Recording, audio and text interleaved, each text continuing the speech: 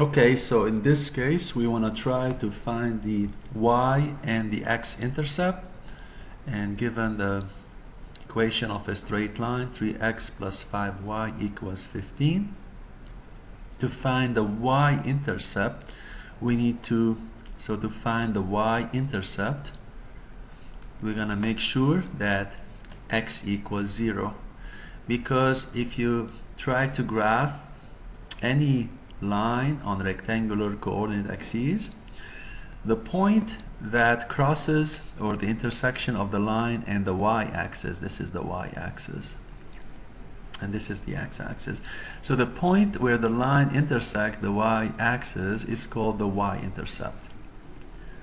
And for all y-intercept, x equals 0. That's why I need to put x equals 0 in the equation here and then try to solve for y. So if I put x equals 0, then I have 5y equals 15, and therefore divide both sides by 5, I get y equals 3, and therefore the y-intercept becomes x0, y3. For the same line, if you want to try to find the x-intercept, to find the x-intercept, again, if I look at this point here, this is what we call the x-intercept. Always with the x-intercept we have y equals 0. So we're looking at a value for x and a 0 for y. So let's plug y equals 0 here, and we get 3x equals 15, divide both sides by 3, x would be 5. Therefore the x-intercept is 5, 0. So we can do the same for all these type of problems, 15 through 20, until we hit number 21 with x equals 12. Anytime we have an x equals 12, this is a vertical line. So for all x equals a constant, we are graphing a vertical line. So this is the y-axis, this is the x-axis. Now let's say this is 12, somewhere here. I can draw a vertical line, and this vertical line has an equation x equals 12.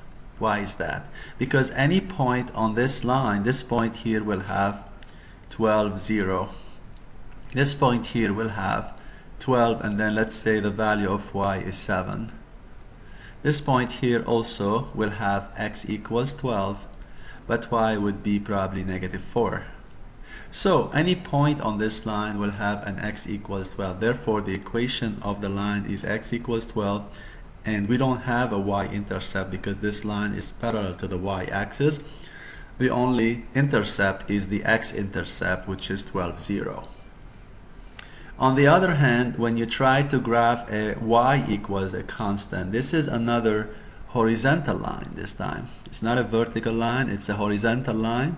And let's try y equals negative 9. So let's say negative 9. Let me just first locate the x and the y. This is the y-axis, this is the x-axis. And y equals negative 9 is somewhere here. So let's graph it.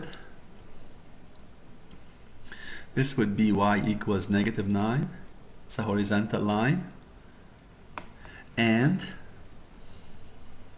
so this is y equals negative 9. Any point on this line will have a y equals negative 9. Now x, this is the x coordinate of this point. Let's see, it's a negative 8, and this is negative 9, always. This point here, the y-intercept is 0, negative 9. Let's take a point here. This would be, x would be about 10, let's say 10, and y would be negative 9. So any point on this line has a y equals negative 9, and that's why the equation of the line is y equals negative 9, and in this case we don't have an x-intercept, we only have a y-intercept, 0, negative 9. Okay?